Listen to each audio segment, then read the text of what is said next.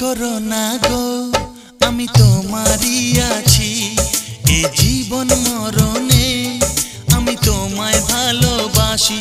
আমি তোমার ছায়া হয়ে রব তোমার পাশাপাশি।